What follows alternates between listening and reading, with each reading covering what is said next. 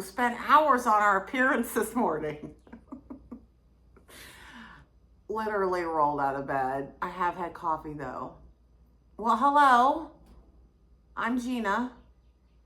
Hello, I'm Julia. This is Scenes from the Couch, episode 3. All right, so okay, she has something to say about this last movie we saw. We watched the Anderson tapes. And first I'll tell you, I think we'll just give you our first impressions, and then I'll tell you what I learned afterwards reading about it.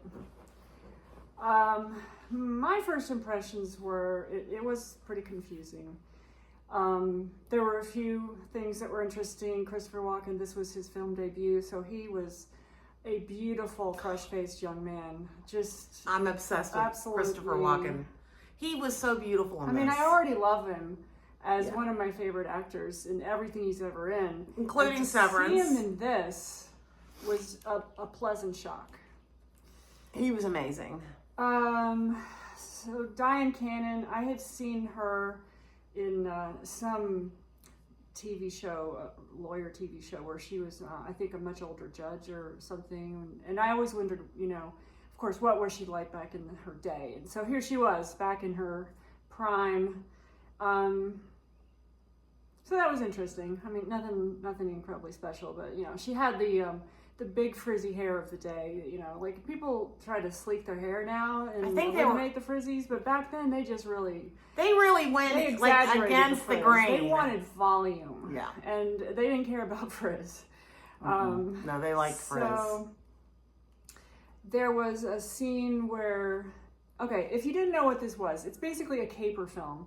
On its surface, that's what it is. It's a heist, the classic genre.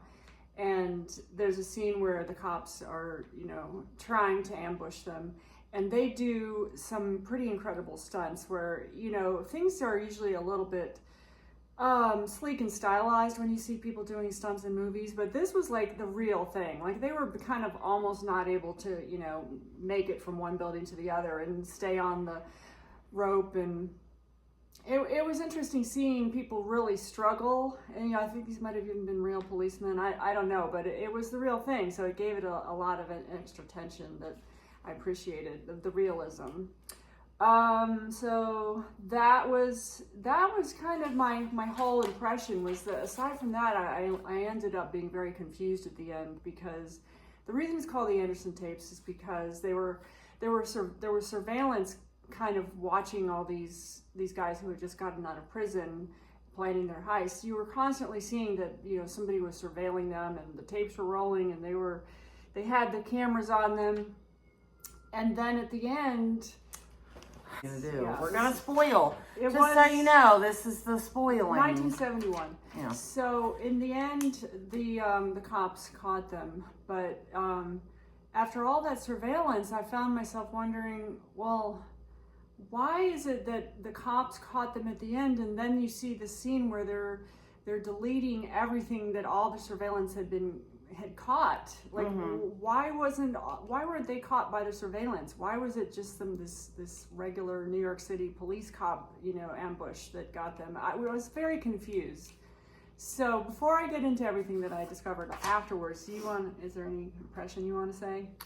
Well, I kind of thought that Sean Connery was, when I think about Sean Connery, I think of him as James Bond, right? I think of him as a handsome man, but he was not handsome in this. He was gangly looking, and he was losing his hair, which is fine for a man, I guess, but it was really like scraggly and gross looking. I thought he looked gross in this, and I didn't really find him appealing. And I noticed all the men's nails were kind of long and unkept in this, and I don't know. I found the storyline so uninteresting.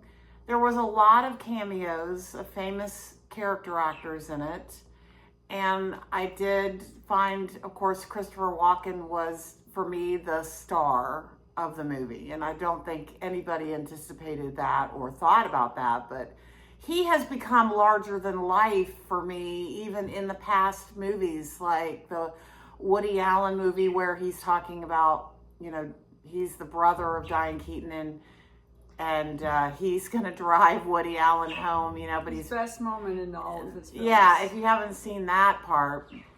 But I mean, Christopher Walken to me has turned into such a huge, enormous presence on screen in everything. More cowbell on Saturday Night Live. I mean, everything that he does has gotten bigger and larger for me in the past. And when I saw him as this young, virile, gorgeous, almost David Bowie-esque Right, a little bit, like beautiful cheekbones and what? I mean, so that was a surprise for me. I enjoyed seeing him, but I thought the storyline sucked and I did not enjoy it that much, and I thought it was terrible. I give it 1 star. All right, speaking of cameos, it's worth mentioning, and we didn't know it at the time, that the actress who played the Wicked Witch of the West appeared in this movie, and it was her last film, her last role. She was one of the older women, I would guess. I didn't have a chance to look it up and see who it was, but that's interesting that she was in there. Plus, Gab, I don't remember the names. Anyway, moving on to what was really going on in the movie. So, from the very beginning, there's surveillance going on, and that's what the tapes are referring to, the Anderson tapes. And I thought it was just like, the government was surveilling them the whole time, and then they deleted their tapes at the end, and I'm like, what was that all about? What was the point of that? Well, I don't know how anybody could ever pick this up the first time you watch it, and if, the reviews and the explanations that I read afterwards, I'm like, I don't know, did they have to study this and take notes and freeze frame, or how did they figure this out? But anyway, so it turned out it was actually 5 different sources that were surveilling these people, and how it wasn't do we even know Anderson. that? Anderson wasn't even the focus of the tapes.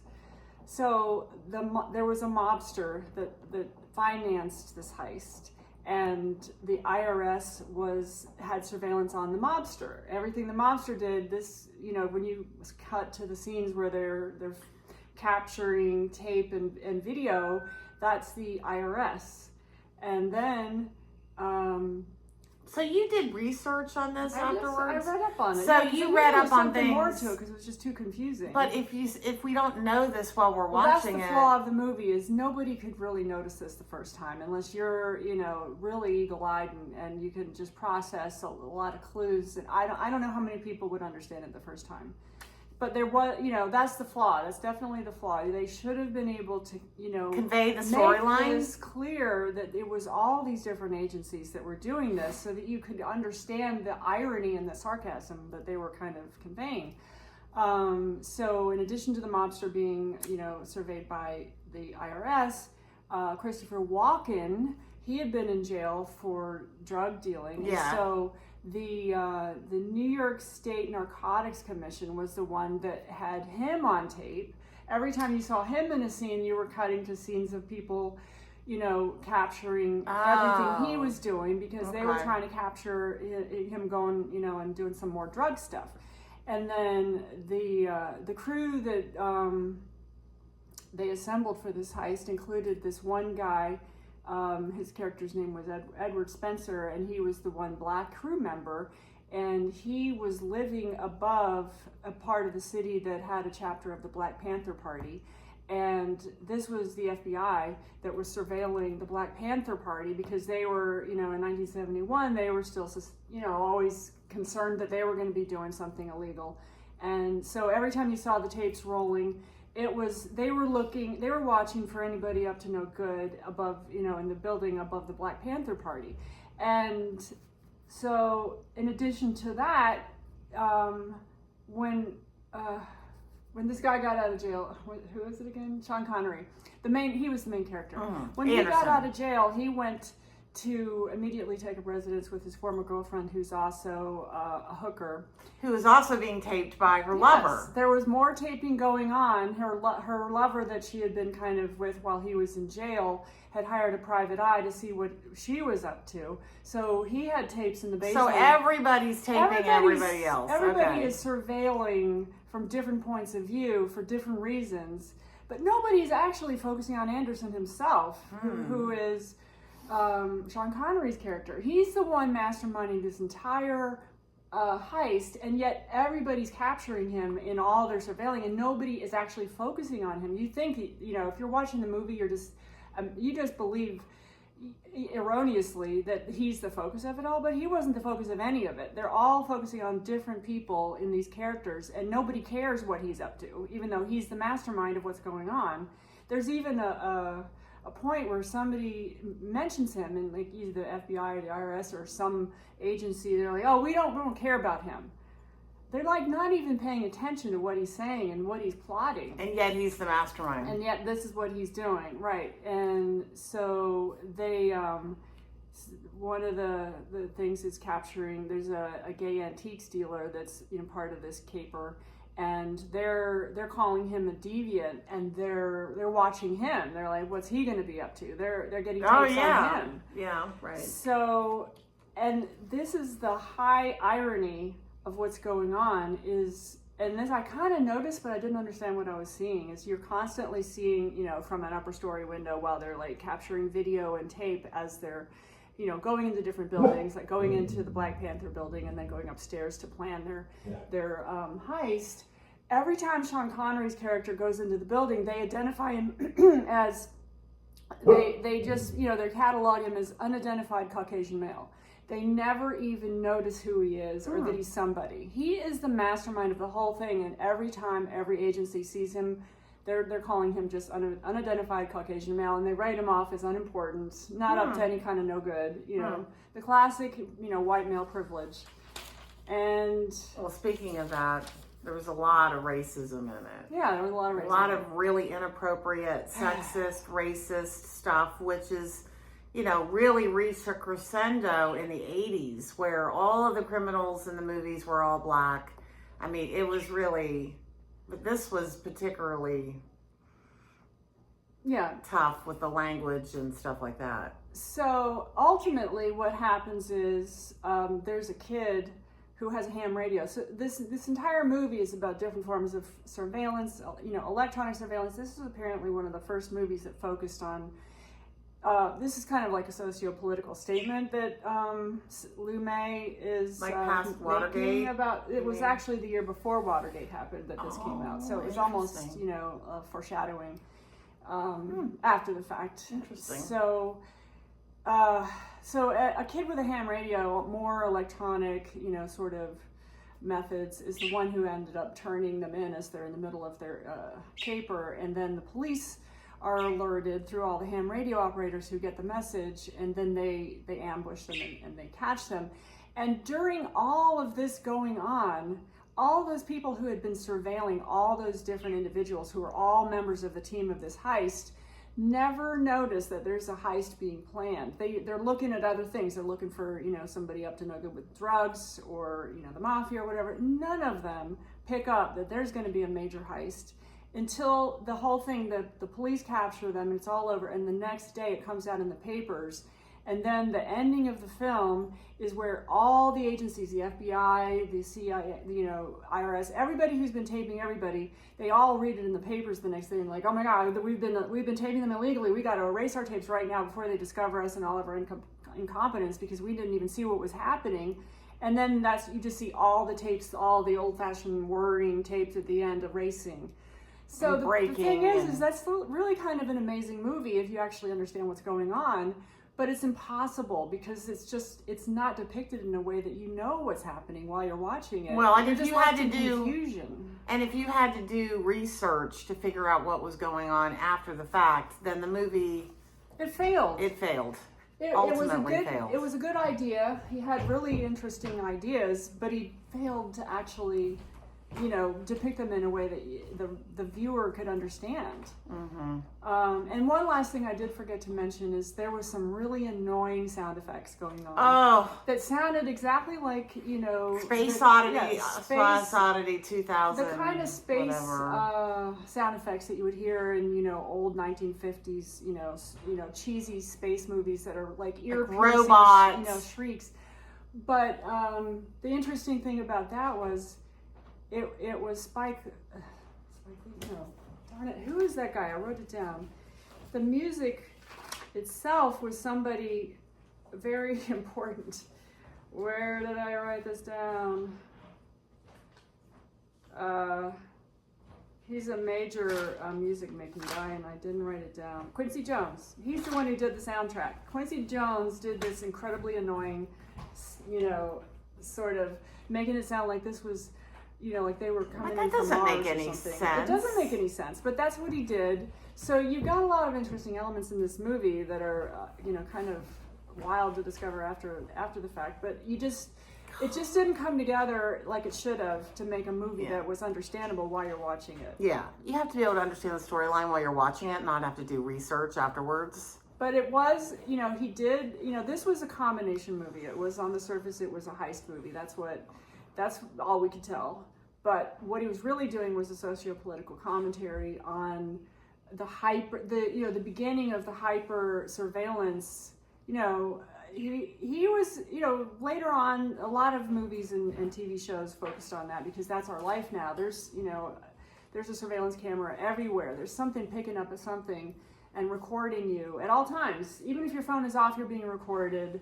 Nowhere where you go, there's recording devices. That's our life now. But this movie was the first one that depicted the future of that kind of hyper surveillance life that we were heading into. And yet, it wasn't well done enough. It could have been a really, I don't know. I mean, it's people consider it a great movie probably because they read about it after the fact and understood it. But I think at the time it probably got mixed reviews because people didn't understand. Well, it only got like 74 Rotten Tomatoes too, but that doesn't really matter. I don't.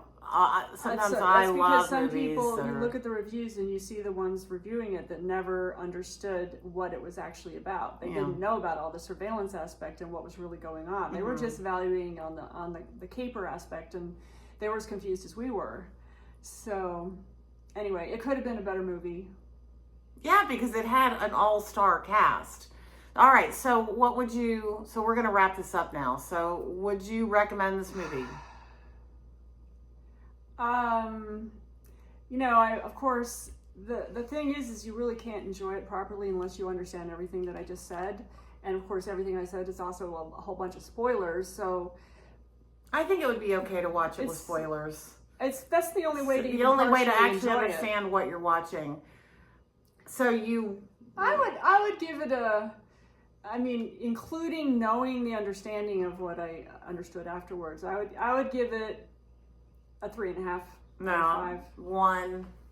If you had been able to understand what was going on and didn't have the crazy music, shrieking in the background. Yeah, no. You mean if I changed the entire movie? If you made it understandable. No, I still got what the point was while it was happening. Did not like the sound effects. Remove the sound effects. Okay, but the only reason that I would recommend that you watch that movie is for Christopher Walken. That is the only redeeming thing.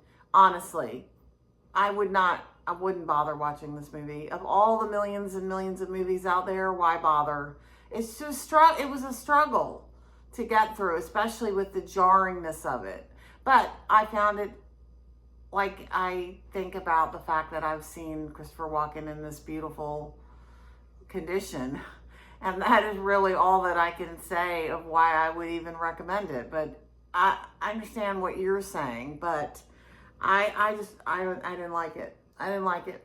I guess I had more of an interest in it because I really liked the TV show Person of Interest, which is all about surveillance and all the video cameras and other methods.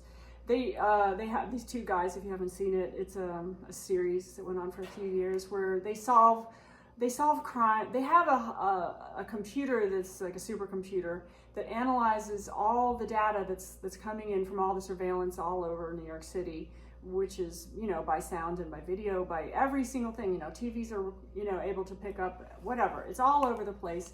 And they have the supercomputer that takes all that in and analyzes what's going on. And this is the sort of sillier aspect of it. It can predict a crime about to happen because it's, can analyze the trends of all the data that it's collecting and see that, somebody's about to commit a crime, and then they go stop the crime before it happens. But that sounds like Minority Report with Tom Cruise. There's a lot of similarly themed things out there, but that was just one great TV show.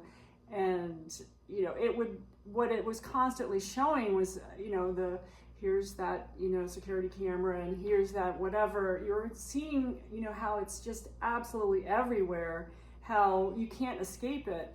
And this, so this movie was the first one, this Anderson tapes was the first one that began that type of theme of movie or TV show. And it's the reality that we're living in. And, I am in the technological industry, so I had a special interest in that. Once I read it afterwards, I appreciated it a lot, that it was, the first one of its kind.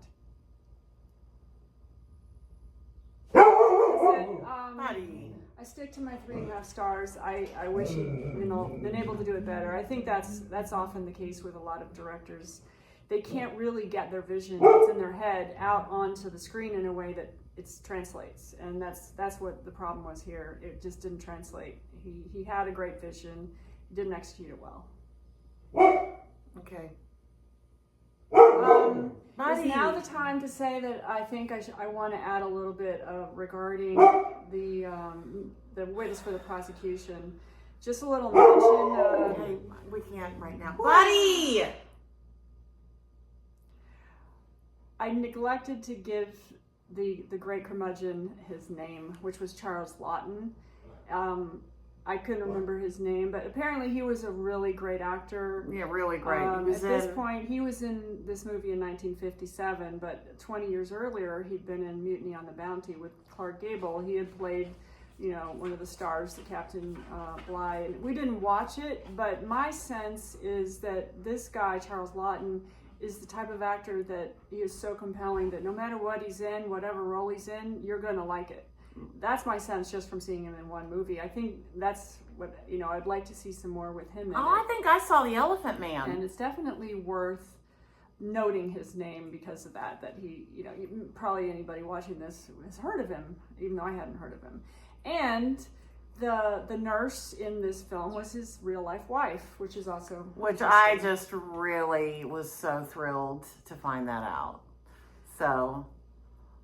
yeah, I was completely enamored with that actor. I thought he was incredible. And I hated him at the very beginning. But we're talking about a different movie now. So anyway, but now it makes me even, I would recommend Witness for the Prosecution. I give it even an extra star, and I would recommend you see that movie just to see him. He and his wife together. They're fantastic. Comedic duo actually on screen. They're fabulous. So it was good. Marlene Dietrich, interesting to see, but she was not the star of the show for me. It was him and his wife. Definitely. So, okay. Okay. Is that it? That's it. Okay, that's it for today. So thanks for joining us, and we'll see you tomorrow. Bye. Or later on today. Okay, bye.